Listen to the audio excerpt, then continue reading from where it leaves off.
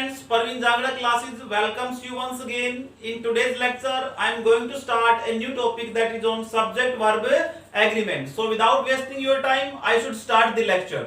So friends, आज का topic है subject verb agreement. Subject verb agreement.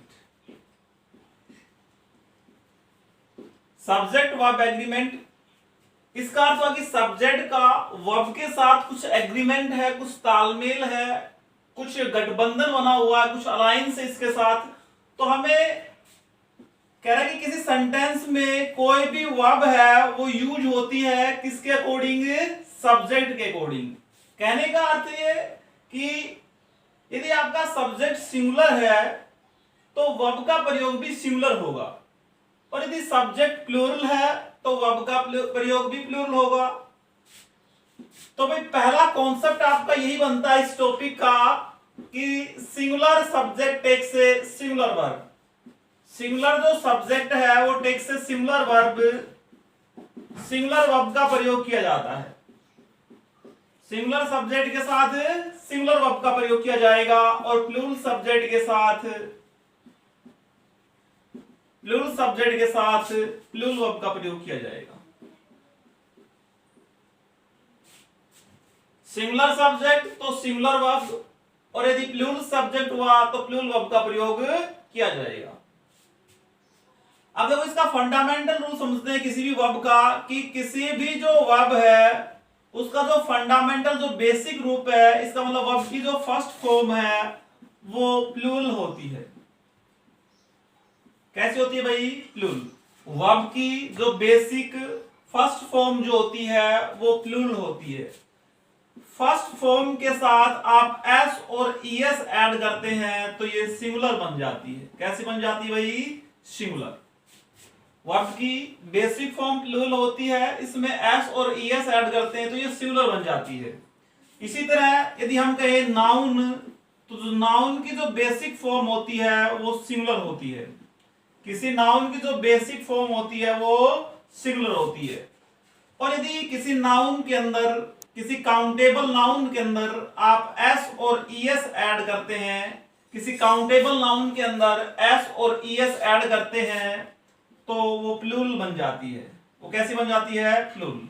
जैसे हम वर्ब पे चलते हैं, जैसे गो वर्ब है, ये प्लूरल फॉर्म है क्योंकि ये वर्ब है, एक्शन हो रहा है जाने का, तो एक्शन का बोध हो तो इसका मतलब वो वर्ब कहलाती है।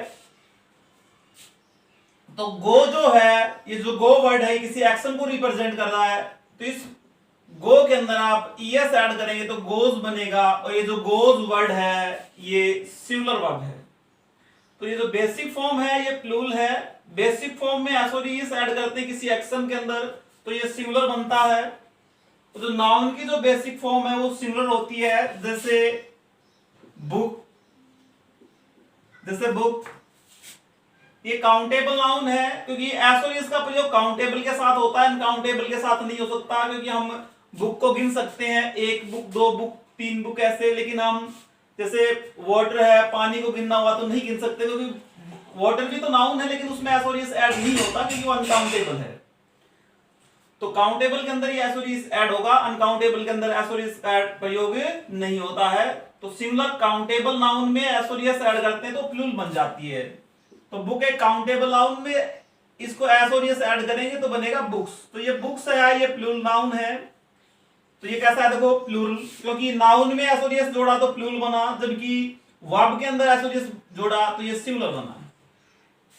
तो फर्स्ट कॉन्सेप्ट आप समझ गए होंगे कि वर्ब की बेसिक फॉर्म में जब हम एस और ईएस का ऐड करते हैं तो वो सिंगुलर बनती है, जब किसी नाउन में एस और इस का प्रयोग करते हैं, ऐड करते हैं एस और ईएस, तो वो प्लूरल बनती है। नाउन प्लूरल बनेगी, वर्ब सिंगुलर बनेगी। तो आइए इस कॉन्सेप्ट को समझते हैं कुछ एग्जांपल्स के माध्यम से।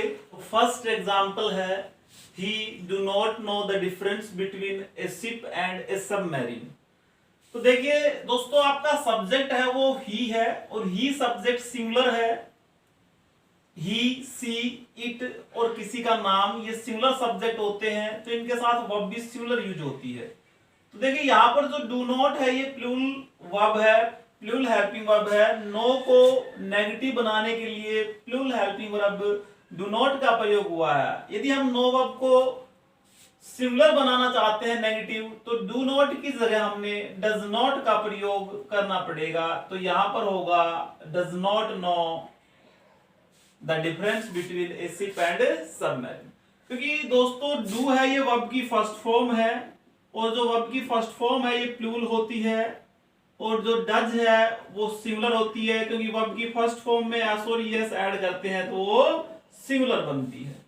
तो ये जो डज है ये सिंगुलर बनेगी, क्योंकि आपका जो सब्जेक्ट है वो ही सिंगुलर है, इसलिए इसके साथ जो सब्जेक्ट है सिंगुलर है तो वर्ब भी सिंगुलर यूज होगी, तो डज नॉट नो का प्रयोग होगा। चलो दोस्तों चलते हैं सेकंड क्वेश्चन की तरफ। News travel very fast today due to advancement in technology, no error. तो देखिए दोस्तों, जो न्यूज जो आपका जो सब्जेक्ट है ये सिंगुलर अनकाउंटेबल नाउन है, सिंगुलर अनकाउंटेबल नाउन है। अगर आपका सब्जेक्ट सिंगुलर है तो आप वर्ब भी सिंगुलर ही यूज करेंगे। तो इस वर्ब को सिंगुलर बनाने के लिए ट्रैवल वर्ब की फर्स्ट फॉर्म है, इसमें एस और ईएस ऐड करेंगे तो ये सिंगुलर बन जाएगी। तो आपका सब्जेक्ट सिंगुलर है तो ये वर्ब भी सिंगुलर ही यूज लेगा, तो ट्रैवल की जगह यूज करेंगे ट्रैवल्स। तो आपका आंसर होगा ट्रैवल की जगह ट्रैवल्स का यूज किया जाएगा। आइए चलते हैं क्वेश्चन नंबर 3 की तरफ। The Rajdhani Express do not go straight from Mumbai to new Delhi. अब देखिए दोस्तों, आपका जो सब्जेक्ट है वो है द राजधानी एक्सप्रेस। अब देखिए ये किसी ट्रेन का नाम है, और किसी भी व्यक्ति, वस्तु या स्थान, एक व्यक्ति का नाम या एक वस्तु या एक स्थान का नाम है वो सिंगुलर होता है। यदि ये सब्जेक्ट के रूप में है तो इनके साथ वर्ब भी सिंगुलर यूज होगी। तो डू नॉट है ये प्लूरल है, आपको फर्स्ट क्वेश्चन में पढ़ा भी है। डू प्लूरल है और डज है ये सिंगुलर है, तो डू की जगह यहां पर डज का प्रयोग होगा। तो सही सेंटेंस होगा the Rajdhani express does not go straight from Mumbai to new Delhi, no error. Next question है Ram and his friend Rakesh works very well for the betterment of the society. तो सोसाइटी के बेटरमेंट के लिए राम और उसका दोस्त है बहुत अच्छा काम करते हैं। तो राम, अब देखो आपका जो सब्जेक्ट वर्ब है ये वर्क्स है, ये वर्ब है, और आपका सब्जेक्ट है वो राम और उसके दोस्त हैं। तो याद रखिए दोस्तों, जब एंड से दो सिंगुलर सब्जेक्ट, दो डिफरेंट पर्सन हो या दो डिफरेंट थिंग्स हो, तो ये प्लूरल सब्जेक्ट होते हैं। तो काम को करने वाला एक तो राम है और उसका दोस्त राकेश, तो काम को करने वाले दो हो गए, क्योंकि एंड से जुड़े हुए दो डिफरेंट पर्सन्स या डिफरेंट थिंग्स हो तो दो व्यक्ति या वस्तु का काम करते हैं। तो यहां पर दो व्यक्ति काम को करने वाले हैं, तो ये दो व्यक्ति हैं काम करने वाले, तो आपका सब्जेक्ट है वो प्लूरल है। अगर आपका सब्जेक्ट प्लूरल है तो वर्ब भी प्लूरल यूज होगी, तो यहां पर प्लूरल वर्ब वर्क का प्रयोग होगा। एस यहां से रिमूव हो जाएगा, क्योंकि वर्ब में एस और एस यूज करते हैं तो सिंगुलर होता है, और यदि एस और एस को रिमूव कर दे तो वो प्लूरल वर्ब का काम करता है, इसलिए हम इसको प्लूरल वर्ब बनाएंगे तो एस को रिमूव कर देंगे। नेक्स्ट क्वेश्चन है why does we not meet to discuss this matter in detail on Monday next। तो देखिए यहां पर why एक WH वर्ड है और इसके बाद हेल्पिंग वर्ब यूज होती है, और हेल्पिंग वर्ब के बाद सब्जेक्ट यूज किया जाता है। अब देखो यहां पर जो हेल्पिंग वर्ब है जो WH वर्ड के बाद ये सब्जेक्ट के अनुसार यूज होती है, तो यहां पर आपका सब्जेक्ट वी प्लूरल है तो वर्ब का प्रयोग भी प्लूरल होगा, जबकि डज है ये सिंगुलर है, वी है ये प्लूरल है। तो आपका वी जो सब्जेक्ट प्लूरल है तो वर्ब भी प्लूरल आएगी, इसका मतलब डज का प्रयोग गलत है, यहां पर डू आएगा। तो सही सेंटेंस होगा why do we not meet to discuss this matter in detail on Monday next. तो दोस्तों मुझे आशा है कि आप कॉन्सेप्ट नंबर 1 को अच्छी भली भांति समझ पाए हैं। सो आइए दोस्तों, अब हम बढ़ते हैं अपने कॉन्सेप्ट नंबर 2 की तरफ। तो आपका कॉन्सेप्ट नंबर 2 है कि जब दो या दो से अधिक नाउन या प्रोनाउन किसी प्रेपोजिशन से जुड़े, जब दो या दो से अधिक नाउन या प्रोनाउन किसी प्रेपोजिशन से जुड़े, जब दो या दो से अधिक नाउन या प्रोनाउन किसी प्रेपोजिशन से जुड़े, तो प्रेपोजिशन के बाद आने वाला नाउन या प्रोनाउन उस प्रेपोजिशन का ऑब्जेक्ट कहलाता है। तो देखिए दोस्तों, ये प्रेपोजिशन है, इसके बाद वाला ये नाउन और प्रोनाउन इस प्रेपोजिशन का ऑब्जेक्ट बनेगा। इसका क्या बनेगा? ऑब्जेक्ट। इस प्रेपोजिशन का ये नाउन और प्रोनाउन क्या बनेगा? ऑब्जेक्ट बनेगा। और इस तरह हमने यहां भरनी है वर्ब। तो देखिए, इस प्रेपोजिशन से नाउन प्रोनाउन कैंसिल, इस प्रेपोजिशन से नाउन और प्रोनाउन कैंसिल, क्योंकि ये नाउन और प्रोनाउन इस प्रेपोजिशन के ऑब्जेक्ट है। तो जो रिमेनिंग नाउन और प्रोनाउन है वो सेंटेंस के सब्जेक्ट का काम करेंगे। तो रिमेनिंग नाउन है या प्रोनाउन है, ये इस सेंटेंस का सब्जेक्ट होगा। इस सेंटेंस का किसका काम करेगा? सब्जेक्ट का। अब देखो, रिमेनिंग नाउन और प्रोनाउन जो सब्जेक्ट का काम करता है आपके सेंटेंस का, यदि वो सिंगुलर है तो वर्ब का प्रयोग भी सिंगुलर होगा। यदि ये सब्जेक्ट सिंगुलर है तो वर्ब का प्रयोग भी सिंगुलर होगा। और यदि ये सब्जेक्ट प्लूरल है आपका, तो वर्ब का प्रयोग भी प्लूरल होगा। इस कॉन्सेप्ट को बच्चों अच्छे प्रकार से समझना आपने कि किसी प्रेपोजिशन के बाद आने वाला नाउन और प्रोनाउन उस प्रेपोजिशन का ऑब्जेक्ट का काम करता है, जबकि सेंटेंस में जो वर्ब का प्रयोग होता है वो सेंटेंस के सब्जेक्ट के अनुसार होता है। सेंटेंस में वर्ब का प्रयोग ऑब्जेक्ट के अनुसार नहीं होता। किसके अनुसार होता है? सब्जेक्ट के अनुसार। तो आइए दोस्तों, इस कॉन्सेप्ट नंबर 2 को समझते हैं कुछ एग्जांपल्स के माध्यम से। तो फर्स्ट एग्जांपल है, The gentleman together with his wife and daughter were drawn nowhere. The gentleman together with his wife and daughter were drawn nowhere. देखिए, together with है दोस्तों, ये एक प्रेपोजिशन है। together with क्या है? एक प्रेपोजिशन है, एक कंबाइंड प्रेपोजिशन है together with से जुड़ी हुई। और इसके बाद आने वाला नाउन और या प्रोनाउन इसका ऑब्जेक्ट कहलाता है। तो ये टुगेदर विद में विद प्रीपोजिशन है, टुगेदर और विद से जुड़कर क्या बना है? टुगेदर विद एक कंबाइंड प्रीपोजिशन है। तो देखिए, ये कंपाउंड प्रीपोजिशन है, तो हिज वाइफ जो है ये इस टुगेदर विद का ऑब्जेक्ट है। अब देखिए दोस्तों, एंड से जब दो कोई नाउन या प्रोनाउन जुड़ते हैं तो वो सेम केस में होते हैं, या तो दोनों सब्जेक्ट होंगे या दोनों ऑब्जेक्ट होंगे। देखिए, एंड से पहले हमें पता लग गया है कि वाइफ क्या है? ऑब्जेक्ट है। तो ये तो चेंज हो नहीं सकता, ये तो ऑब्जेक्ट रहेगा। तो इसलिए एंड के बाद वाला भी क्या बनेगा दोस्तों? ऑब्जेक्ट, क्योंकि एंड से दो सेम केस जुड़ते हैं। तो दोस्तों, डॉटर भी ऑब्जेक्ट कहलाएगा, क्योंकि एंड से पहले जो वाइफ जो नाउन आई ये क्या था? आपका ऑब्जेक्ट। क्यों? क्योंकि इससे पहले कोई प्रेपोजिशन थी। प्रेपोजिशन के बाद आने वाली नाउन और प्रोनाउन उसका ऑब्जेक्ट कहलाती है प्रेपोजिशन का। तो इस प्रेपोजिशन से ये ऑब्जेक्ट कैंसिल, और एंड है तो एंड से पहले वाला ऑब्जेक्ट है तो बाद वाला भी क्या कहलाएगा? ऑब्जेक्ट। इसलिए डॉटर भी ऑब्जेक्ट है, इसलिए वाइफ कैंसिल तो डॉटर भी कैंसिल। अब देखो, आपको पता है कि वर्ब का प्रयोग ऑब्जेक्ट के अनुसार तो होता नहीं, इसलिए हमने कैंसिल कर दिया, क्योंकि हमें इस वर्ब के लिए सब्जेक्ट की जरूरत है। तो देखिए, बचा क्या आपके पास?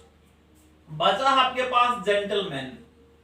अब देखिए, जेंटल MAN है, ये सिंगुलर है, और MEN होता तो ये प्लूरल होता।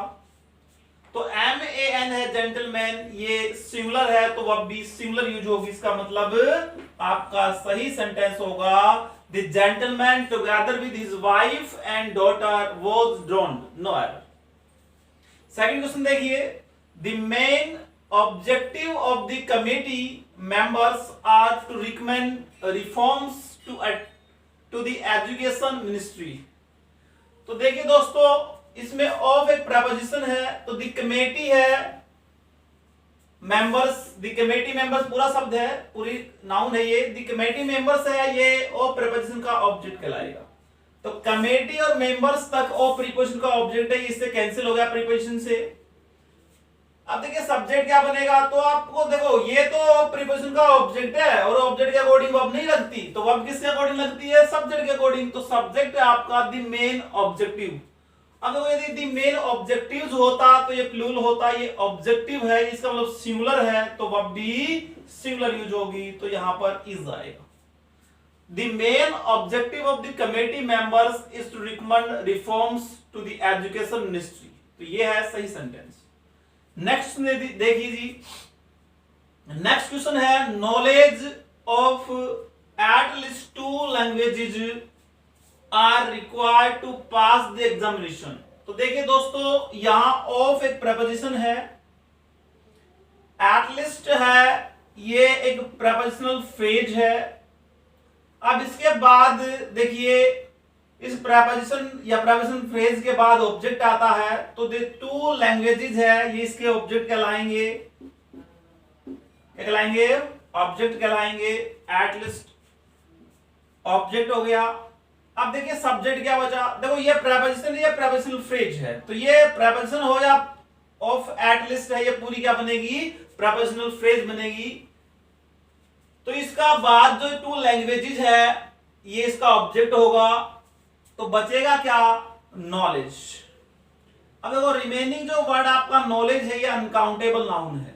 कैसी नाउन है, अनकाउंटेबल नाउन है, क्योंकि नॉलेज का नॉलेजेस नहीं होता है, सो इसका प्रयोग नहीं होता नॉलेज के साथ, क्योंकि अनकाउंटेबल नाउन कभी एस और इस लगाकर प्लूरल नहीं होती है। तो दोस्तों ये अनकाउंटेबल नाउन हमेशा सिंगुलर होती है, और इसके साथ वर्ब का प्रयोग भी हमेशा कैसा होता है, सिंगुलर। तो आपका सब्जेक्ट नॉलेज है, जो कि अनकाउंटेबल एक सिंगुलर नाउन है, तो वर्ब का प्रयोग भी सिंगुलर होगा, तो आर की जगह आएगा इज। क्लियर है दोस्तों। नेक्स्ट क्वेश्चन है, the percentage of success in case of this method of doing these kinds of job are not very high. तो देखिए ऑफ एक प्रपोजिशन है, इसके बाद जो सक्सेस है, ये ऑफ का ऑब्जेक्ट है, तो इससे ये कैंसिल। इन एक प्रपोजिशन, इसके बाद इन केस ऑफ, ये पूरा जो है एक प्रपोजिशनल फ्रेज है, इन केस ऑफ, इसके बाद जो दिस मेथड है, ये इसका ऑब्जेक्ट है, तो इससे ये कैंसिल। देखो एक प्रपोजिशन से जुड़े हुए शब्दों का समूह जो सभी मिलकर एक निश्चित, एक अपना खुद का इंडिपेंडेंट मीनिंग दे, वो फ्रेज कहलाती है। और प्रपोजिशन से बनी हुई phrase, group of words, prepositional phrase कहलाती है। तो इन केस ऑफ ये तीनों वर्ड्स मिलकर एक प्रॉपर मीनिंग देते हैं, इसलिए एक ये प्रपोजिशनल फ्रेज है। तो इसके बाद इसका ऑब्जेक्ट है दिस मेथड, तो इसे कैंसिल, ऑफ से सक्सेस कैंसिल, तो आपका सब्जेक्ट बचा है दी परसेंटेज। अब देखो दी परसेंटेज सिंगुलर वर्ड है, दी परसेंटेज कैसा शब्द है, एक सिंगुलर शब्द है, और इसके साथ वर्ब का प्रयोग भी सिंगुलर होता है। आगे देखते हैं, ऑफ है एक प्रीपोजिशन है, डूइंग दीज काइंड्स, यहां तक ये ऑफ प्रीपोजिशन का ऑब्जेक्ट है, तो इससे ये कैंसिल। ऑफ ये फिर से प्रीपोजिशन है, जॉब, इससे ये इसका ऑब्जेक्ट है जॉब, तो ऑफ से ये कैंसिल। तो देखिए इस ऑफ से success cancel, in case of से दिस मेथड कैंसिल, ऑफ से डूइंग दीज काइंड्स कैंसिल, और इस ऑफ से जॉब कैंसिल। अब देखिए बचा है आपका दी परसेंटेज। दी परसेंटेज आपका सिंगुलर शब्द है, अगर ये सिंगुलर आपका सब्जेक्ट है तो वर्ब भी कैसी आएगी, सिंगुलर। तो सब, तो आपका आंसर होगा आर की जगह इज का प्रयोग। नेक्स्ट देखिए, The disclosure of the synopsis of the Thakur Commission report on the assassination of Mrs. Gandhi have raised several vital questions. अब देखिए यहां पर ऑफ है, ये प्रपोजिशन है, द सिनॉप्सिस है, इसका ऑब्जेक्ट है, तो इससे ये कैंसिल। इस ऑफ से दिखाकर कमीशन रिपोर्ट कैंसिल। यहां तक ये ऑफ प्रिपरेशन का ऑब्जेक्ट है, दिखाकर कमीशन रिपोर्ट ये एक ही शब्द है, तो ये कैंसिल। ऑन द असैसिनेशन, तो ऑन प्रपोजिशन से असैसिनेशन को कैंसिल कर दिया। ऑफ प्रपोजिशन से मिसेस गांधी को कैंसिल कर दिया। अब देखो ऑफ से ये सिनॉप्सिस कैंसिल, इस ऑफ से दिखाकर कमीशन रिपोर्ट कैंसिल, इस ऑन से द असैसिनेशन कैंसिल, इस ऑफ से मिसेस गांधी कैंसिल। अब देखो रिमेनिंग वर्ड है द डिस्क्लोजर, ये बचा हुआ शब्द है। अब देखो यदि ये सिंगुलर शब्द है तो वर्ब भी सिंगुलर, क्योंकि ये सब्जेक्ट का काम करेगा सेंटेंस के। अगर ये प्लूरल शब्द है तो वर्ब भी प्लूरल यूज होगी। तो देखिए दोस्तों डिस्क्लोजर, डिस्क्लोजर्स, तो डिस्क्लोजर कैसा शब्द है? सिंगुलर शब्द है। तो सिंगुलर शब्द है तो वर्ब भी सिंगुलर आएगी। तो हैव रेज्ड की जगह सेंटेंस में यूज होगा has raised several vital questions. I hope दोस्तों कॉन्सेप्ट नंबर 2 आप भली बाती समझ पाए। आइए अब हम चलते हैं कॉन्सेप्ट नंबर 3 की तरफ। तो दोस्तों कॉन्सेप्ट नंबर 3 है, तो दोस्तों कॉन्सेप्ट नंबर 3 है आपका कि ईच, एवरी, ईदर, नीदर और वन, इन शब्दों के तुरंत बाद कोई नाउन आए, इन शब्दों के तुरंत बाद क्या हो? कोई नाउन का यूज हो। तो देखिए किसी नाउन से तुरंत पहले यदि ये वर्ड लगते हैं तो इस नाउन को मॉडिफाई करते, इस नाउन की विशेषता बताते हैं। और किसी नाउन की विशेषता बताने वाले जो वर्ड्स हैं वो उस नाउन के एडजेक्टिव कहलाते हैं। तो यहां पर जो ये ईच है, एवरी है, ईदर, नीदर और वन, ये एडजेक्टिव है। क्या है भाई? एडजेक्टिव है। ये प्रोनाउन नहीं है, यहां पर क्या है भाई? एडजेक्टिव। क्योंकि प्रोनाउन है वो नाउन से तुरंत पहले नहीं लगता, प्रोनाउन तो नाउन के स्थान पर लगता है, जबकि ये वर्ड तो नाउन से तुरंत पहले है। और नाउन से तुरंत पहले यदि ये वर्ड है तो ये इस नाउन के एडजेक्टिव कहलाएंगे, तो ये एडजेक्टिव है। तो देखिए दोस्तों ये सभी वर्ड्स हैं, ये सिंगुलर है क्योंकि ईच का अर्थ होता है प्रत्येक, एवरी का अर्थ भी ईच की अर्थ में प्रत्येक के अर्थ में होता है, और ईदर का अर्थ होता है दो में से एक। दो में से एक, कितने में से? दो में से एक। तो दो में से एक का मतलब दोस्तों इसका भी वैल्यू कितनी हुई? एक। नीदर का अर्थ होता है दो में से कोई नहीं, दो में से कोई नहीं। अब देखो दोस्तों दो में से कोई नहीं इट मींस जीरो। तो नीदर का अर्थ होता है दो में से कोई नहीं, दो में से कोई नहीं तो जीरो, और वन की वैल्यू होती है एक। तो देखिए दोस्तों ईच, एवरी, ईदर, नीदर और वन, इन सभी वर्ड्स की जो वैल्यू है वो किसके बराबर है? एक या जीरो, जो कि सिंगुलर शब्द है, जो कि क्या है भाई? सिंगुलर नंबर है। तो ये सिंगुलर नंबर है तो इनके साथ नाउन भी सिंगुलर यूज होगी। जैसे दोस्तों वन बॉय होता है, बॉयज नहीं होता। टू होता तो बॉयज होता, जबकि ये सारे वन है या जीरो है, इसका मतलब ये सिंगुलर है। तो सिंगुलर नंबर के साथ नाउन भी सिंगुलर आती है। जैसे वन बॉय, टू बॉयज।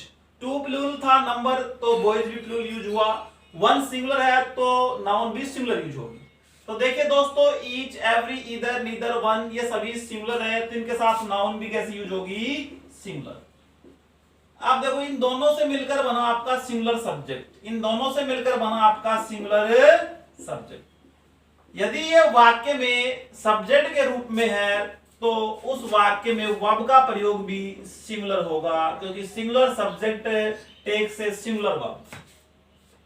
आइए दोस्तों नेक्स्ट कॉन्सेप्ट समझते हैं ईच और एवरी का, कि जब ईच के बाद ऑफ हो, वन के बाद ऑफ हो, ईच वन के बाद ऑफ हो, ईदर के बाद ऑफ हो, नीदर के बाद ऑफ हो, एनीवन के बाद ऑफ हो, और नन के बाद ऑफ हो, नन के बाद ऑफ हो। तो देखिए दोस्तों इन सभी में ऑफ का अर्थ होता है में से, में से। और दोस्तों इसका मीनिंग अभी हमने पहले ही यहां पढ़ा है कि होता है एक। तो कितने में से एक, तो आप समझेंगे कि यहां जो नाउन आएगी वो 2 में से एक या 3 में से एक या 4 में से एक या 5 में से, इसका मतलब प्लूरल नाउन आएगी। तो इसके बाद जो नाउन लगेगा वो हमेशा प्लूरल लगेगा। तो देखिए दोस्तों, ईच के बाद ऑफ हो तो प्लूरल नाउन यूज होगी, वन के बाद ऑफ प्लूरल नाउन, इसी प्रकार इन सबके बाद यदि ऑफ लगा है तो नाउन प्लूरल यूज होगी। अब दोस्तों हमने इससे पहले प्रीवियस कॉन्सेप्ट में पढ़ा कि किसी प्रीपोजिशन के बाद आने वाला नाउन या प्रोनाउन, नाउन या प्रोनाउन ये भी प्लूरल यूज होगा। तो किसी प्रीपोजिशन के बाद आने वाला नाउन और प्रोनाउन इस प्रीपोजिशन का ऑब्जेक्ट कहलाता है। क्या कहलाता है? ऑब्जेक्ट। तो आपको पता है कि यहां पर जो नाउन और प्रोनाउन आएंगे, यहां पर जो नाउन या प्रोनाउन आएंगे, तो ये तो इस प्रीपोजिशन के ऑब्जेक्ट होंगे। और वर्ब का प्रयोग किसी ऑब्जेक्ट के अकॉर्डिंग नहीं होता, वर्ब का प्रयोग तो किसके अकॉर्डिंग होता है? सब्जेक्ट के अकॉर्डिंग। तो इसका मतलब ये सब्जेक्ट होंगे आपके। तो ईच की वैल्यू एक, वन की एक, ईच वन की एक वैल्यू, ईदर की 2 में से एक, नीदर की 2 में से कोई नहीं, 2 में से कोई नहीं। एनीवन का अर्थ होता है 2 से अधिक में से कोई। देखो 2 में से कोई एक हो तो ईदर यूज करते हैं। इसका मतलब यदि यहां ऑफ के बाद टू दिया है, टू प्लस नाउन है तो हम ईदर यूज करेंगे। नेगेटिव है तो नीदर यूज करेंगे। नेगेटिव अर्थ में नीदर ऑफ यूज करते हैं। 2 के लिए पॉजिटिव मीनिंग में ईदर ऑफ यूज करते हैं। इसी प्रकार यदि 2 से अधिक है, 2 से अधिक में से कोई एक, 2 से अधिक में से कोई एक, 2 से अधिक में से एक के लिए एनीवन यूज करते हैं। 2 में से एक ईदर, 2 से अधिक में से एक के लिए एनीवन यूज करते हैं। इसी प्रकार 2 में से कोई नहीं नीदर यूज करते हैं, और 2 से अधिक में से कोई नहीं के लिए नन यूज करते हैं। 2 से अधिक में से कोई नहीं, 2 से अधिक में से कोई नहीं के लिए नन यूज करते हैं। तो यदि यहां पर नंबर 2 प्लस नाउन दिया है, जैसे ईदर ऑफ 2 बॉयज 3 बॉयज, तो हम ईदर और नीदर यूज करेंगे। यदि यहां पर 4 बॉयज 5 बॉयज 3 बॉयज, 2 से अधिक नंबर दिए हैं तो हम ईदर के स्थान पर एनीवन यूज करेंगे तथा नीदर के स्थान पर नन यूज करेंगे। फिर से देखिए दोस्तों, यदि यहां पर 2 के स्थान पर 3 4 5 दिया है, मतलब मोर देन 2 है, तो आप ईदर के स्थान पर एनीवन यूज करेंगे और नीदर के स्थान पर नन यूज करेंगे। क्लियर है दोस्तों? तो देखिए दोस्तों, each one, either, neither, anyone और नन, इन सभी के बाद यदि ऑफ है तो इनके बाद आने वाला नाउन और प्रोनाउन प्लूरल होगा, क्योंकि ऑफ का अर्थ होता है में से। तो आपको पता है ज्यादा में से हम कोई चीज चुनते हैं, तो यहां पर नाउन है वो प्लूरल फॉर्म में होगी। अब देखिए यहां पर वर्ब का प्रयोग कैसा होगा।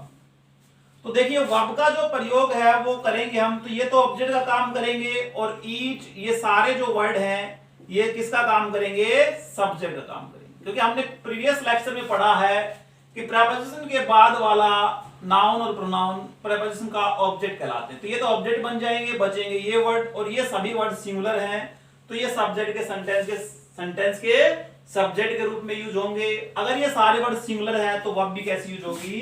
सिंगुलर। तो वर्ब भी कैसी यूज होगी? सिंगुलर। तो याद रखिए दोस्तों, वर्ब का प्रयोग सेंटेंस के सब्जेक्ट के अनुसार किया जाता है। यदि ये सब्जेक्ट सिंगुलर है तो वर्ब का प्रयोग भी सिंगुलर होगा, यदि ये सब्जेक्ट प्लूरल है तो वर्ब का प्रयोग भी प्लूरल होगा। और देखिए इनके लिए यदि प्रोनाउन यूज करें, सब्जेक्ट के लिए, इनके लिए यदि प्रोनाउन यूज करें, पॉजेसिव केस यूज करें, तो ये सभी सब्जेक्ट सिंगुलर हैं, और इन सिंगुलर सब्जेक्ट्स के लिए प्रोनाउन का प्रयोग भी जो है वो सिंगुलर होता है। क्या होता है भाई? सिंगुलर प्रोनाउन यूज किए जाते हैं। ही, सी, इट से बनने वाले प्रोनाउन यूज किए जाते हैं। देखो जैसे आई है सब्जेक्ट तो माई, क्योंकि आई सब्जेक्ट है तो माई यूज करते हैं। इसी प्रकार से यदि ईच बॉय है तो हम हिज यूज करेंगे, ईच गर्ल है तो हम हर यूज करेंगे। कहने का अर्थ है ईच और एवरी है ये सिंगुलर है, यदि ये सब्जेक्ट है तो इनके लिए प्रोनाउन भी सिंगुलर यूज किए जाते हैं, ही, सी और इट से बनने वाले। तो देखिए दोस्तों, कॉन्सेप्ट नंबर 3 को समझते हैं कुछ एग्जांपल्स के माध्यम से। सो दोस्तों हमारा फर्स्ट एग्जाम्पल है neither of three brothers is sure to pass. Neither of three brothers, अब देखो कितने ब्रदर्स में से, तीन में से। देखो ऑफ का अर्थ होता है में, अभी से हमें बताया कि किसी प्रोनाउन के बाद ऑफ का प्रयोग हो तो ऑफ का मीनिंग होता है में से। तो नीदर ऑफ का अर्थ होता है में से कोई नहीं। तो कितने में से कोई नहीं, दो में से, क्योंकि नीदर और ईदर के साथ हमेशा यदि संख्या यूज करनी हो तो टू का प्रयोग करते हैं। तो आपको पता है कि ये तीन दिया है तो मैं थ्री को गलत मानूं या नीदर को गलत मानूं। तो देखो दो हमारे बीच दो कॉन्सेप्ट है कि मैं किसको सही मानूं। दो ऑप्शन हमारे हैं कि मैं ए ऑप्शन को सही करूं या दो ऑप्शन को, ऑप्शन नंबर बी को सही करूं। तो देखिए दोस्तों थ्री ब्रदर्स तो हो सकते हैं, लेकिन थ्री ब्रदर्स के लिए नीदर का प्रयोग नहीं होता, क्योंकि तीन में से नहीं की बात कर रहा है, तीन में से कोई नहीं की बात कर रहा है, क्योंकि नीदर तो दो में से कोई नहीं होता है। तीन ब्रदर्स तो हो सकते हैं, लेकिन तीन ब्रदर्स में से कोई नहीं के लिए नीदर का प्रयोग नहीं होता। तो आपका सही आंसर होगा नीदर की जगह नन का प्रयोग किया जाएगा। नीदर की जगह नन यूज होगा। तो भाई नीदर की जगह हम यूज करेंगे नन। अब देखो ऑफ प्रीपोजिशन का थ्री ब्रदर्स ऑब्जेक्ट बनेगा, इससे कैंसिल हो जाएगा। आपका सब्जेक्ट नन है और नन की वैल्यू हमने ली थी जीरो, तो जीरो आपका सब्जेक्ट है तो वह भी सिंगुलर है, तो आगे का सेंटेंस सही है। अब देखिए second question, besides me many others was present. तो बिसाइड्स देखिए एक प्रीपोजिशन होती है जिसका अर्थ होता है के अतिरिक्त, एक्सेप्ट। तो बिसाइड्स मी, तो बिसाइड्स एक प्रपोजिशन है, ये इसका ऑब्जेक्ट होगा, तो इससे कैंसिल। अब देखो ये अलग से वर्ड है, ये मी अलग है आपका प्रोनाउन। तो मैनी जो है ये बिसाइड्स का ऑब्जेक्ट नहीं होगा, क्योंकि किसी से कनेक्ट नहीं है, एंड वगैरह नहीं लगा हुआ है। एंड होता तो फिर मी एंड मैनी, तब तो ये दोनों ऑब्जेक्ट हो जाते, लेकिन मी अकेला है तो मी अकेला इसका ऑब्जेक्ट होगा, तो फिर ये इसका ऑब्जेक्ट बना। बचा हुआ रिमेनिंग वर्ड है मैनी अदर्स, जो कि वर्ब से पहले हैं। और आपको पता है सब्जेक्ट का प्रयोग वर्ब से पहले होता है। तो भाई ये वर्ब है, इससे पहले सब्जेक्ट लगेगा, तो मैनी अदर्स प्लूरल है तो वोज नहीं आएगा, वर का प्रयोग होगा। तो सही सेंटेंस होगा besides me many others were present. Neither roads leads to Mumbai. अब देखिए नीदर का प्रयोग होता है जीरो के अर्थ में, दो में से कोई नहीं। तो कोई नहीं का मतलब हुआ जीरो। अब देखो ऑफ होता तो प्लूरल आता कि ज्यादा में से, नीदर दो में से संख्या होती तो। अब जीरो के साथ, जीरो रोड होते हैं या रोड्स होते हैं, तो जीरो के साथ आपको पता है रोड्स नहीं रोड आएगा। तो जीरो रोड सिमिलर है सब्जेक्ट, और यदि ये आपका सब्जेक्ट सिमिलर है तो वर्ब भी सिमिलर है। तो देखो वर्ब भी सिमिलर है, क्योंकि वर्ब के साथ एस और यस है तो वर्ब सिमिलर है। तो भाई नीदर रोड्स की जगह नीदर रोड होगा। नेक्स्ट क्वेश्चन देखिए, each of the survivors of the tsunami have been offered free psychological consultation to ease his trauma by some of the top consultants। तो देखिए दोस्तों यहां पर वो प्रीपोजिशन है, द सर्वाइवर्स इसका ऑब्जेक्ट है, इसका ऑब्जेक्ट है। ऑफ प्रीपोजिशन है, द सुनामी इसका ऑब्जेक्ट है, तो इससे ये कैंसिल, इससे ये कैंसिल। और आपको पता है ईच ऑफ के बाद आने वाला जो नाउन है या प्रोनाउन ऑफ प्लूरल यूज होता है। तो देखो ईच के तुरंत बाद ऑफ है, तो इसके तुरंत बाद आने वाला नाउन प्लूरल है, तो ये तो सही है। अगर सर्वाइवर होता तो गलत हो जाता, अगर सर्वाइवर होता तो गलत होता, लेकिन सर्वाइवर सही, इसका मतलब सही दिया है। तो भाई ये इसका ऑब्जेक्ट, ये इसका ऑब्जेक्ट। अब हैव बीन ऑफर्ड एक वर्ब है, तो इसके लिए सब्जेक्ट की जरूरत है, तो इसका सब्जेक्ट क्या बचेगा, ईच। और ईच की वैल्यू होती है एक। अब ईच ऑफ द सर्वाइवर्स का मतलब सर्वाइवर में से एक, और सर्वाइवर्स में से एक प्रत्येक कहलाएगा सर्वाइवर। लेकिन सर्वाइवर की जगह यूज किया ईच, तो यहां पर जो ईच है वो एक एडजेक्टिव नहीं है, बल्कि क्या है, प्रोनाउन है। तो याद रखना जब ईच वन ईदर नीदर के बाद ऑफ होते हैं तो ये प्रोनाउन होते हैं। यदि ऑफ नहीं होता, इनके तुरंत बाद कोई नाउन होती है, तो ये एडजेक्टिव का काम करते हैं। तो भाई ऑफ ईच आपका सब्जेक्ट है, क्योंकि ऑफ से ये ऑब्जेक्ट बन गया, इस ऑफ से ये ऑब्जेक्ट बन गया, तो हैव बीन जो ये वर्ब है इसके सब्जेक्ट की जरूरत है, तो सब्जेक्ट ईच है और ईच का अर्थ है एक, तो इसलिए यहां पर आएगा हैज बीन। नेक्स्ट देखिए, one of the greatest cricket players in India are on the verge of announcing his retirement. अब देखो, one of the greatest cricket players, of के बाद वन ऑफ, ईच ऑफ हो तो नाउन प्लूरल आती है, तो देखो नाउन है यहां पर प्लेयर्स, तो नाउन प्लूरल है, तो ग्रेटेस्ट क्रिकेट प्लेयर्स, ये इसकी एक्स्ट्रा इंफॉर्मेशन है प्लेयर की कि सबसे ग्रेट है जो क्रिकेट का प्लेयर है, एक्स्ट्रा इंफॉर्मेशन इसकी नाउन की, तो यहां तक नाउन तक लेंगे, तो ये यहां नाउन तक ऑफ का ऑब्जेक्ट बनेगा। इन प्रपोजिशन है इन इंडिया, इसका ऑब्जेक्ट बनेगा इन प्रपोजिशन का। अब यहां पर वर्ब है आर, तो इस वर्ब के लिए सब्जेक्ट की जरूरत पड़ेगी, तो इंडिया ऑब्जेक्ट बन गया इनका, प्लेयर्स तक बन गया ऑफ का ऑब्जेक्ट, तो बचा आपके पास वन सिंगुलर है, तो यहां पर आएगा इज, क्या आएगा इज। नेक्स्ट है, each of the girl has been awarded Nobel. अब देखिए, ईच ऑफ, एवरी ऑफ के बाद जो नाउन आती है वो हमेशा प्लूरल फॉर्म में यूज होती है। ईच ऑफ द गर्ल, लड़की में से प्रत्येक होता है, लड़कियों में से प्रत्येक, तो हम कहेंगे भाई लड़कियों में से प्रत्येक, क्योंकि ऑफ के बाद ऑफ का अर्थ होता है में से, तो भाई ज्यादा में से प्रत्येक होता है, तो यहां पर आएगा ईच ऑफ द गर्ल्स, लड़कियों में से प्रत्येक, तो यहां पर गर्ल्स हो जाएगा, तो ये इसका ऑब्जेक्ट बन गया, सब्जेक्ट ईच है तो आगे सही दिया है, सिंगुलर वर्ब है। देखिए नेक्स्ट क्वेश्चन है, ही is one of the richest and most generous man of the town.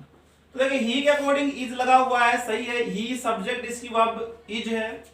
अब देखो ऑफ एक प्रपोजिशन है, द रिचेस्ट है, ये इसका ऑब्जेक्ट है, एंड से जुड़ा हुआ है, तो यहां तक नाउन तक इसका क्या कहलाएगा, ऑब्जेक्ट कहलाएगा। लेकिन एक चीज याद रखना, वन ऑफ हो, ईच ऑफ हो, इसके बाद आने वाला जो नाउन है वो प्लूरल फॉर्म में यूज होता है। देखो वन ऑफ द रिचेस्ट, सबसे अमीर, और जनरस का मतलब दानी, उदार, लोग में से एक, आदमी में से एक, या आदमियों में से एक कहेंगे, तो हम कहेंगे सबसे दानी और अमीर आदमियों में से एक है वह, ही इज, वह है वन ऑफ द रिचेस्ट, सबसे अमीर, और मोस्ट जनरस, सबसे दानी आदमियों में से एक। तो यहां को आपको पता है वन ऑफ, ईच ऑफ के बाद नाउन जो है प्लूरल आती है, तो रिचेस्ट एडजेक्टिव है, मोस्ट जनरस एडजेक्टिव है, तो नाउन कहां आई, नाउन है मैन। तो आपने बता जहां पर नाउन आएगी तो इसकी एक्स्ट्रा इंफॉर्मेशन है, तो जो नाउन आएगी वो प्लूरल फॉर्म में आएगी, तो वन ऑफ, ईच ऑफ के बाद जो नाउन है प्लूरल यूज होगी, तो एम ए एन सिंगुलर है, तो एम ए एन की जगह होगा एम ई एन, जो कि एक प्लूरल नाउन है। एम ए एन, मैन का प्लूरल होता है मैन, एम ई एन, तो ये सेंटेंस सही हो जाएगा। तो सेंटेंस सही होगा, he is one of the richest and most generous man, M N की जगह एम ई एन यूज होगा। तो आई होप डियर स्टूडेंट्स आप इस कॉन्सेप्ट नंबर 3 को भली बातें समझ पाए।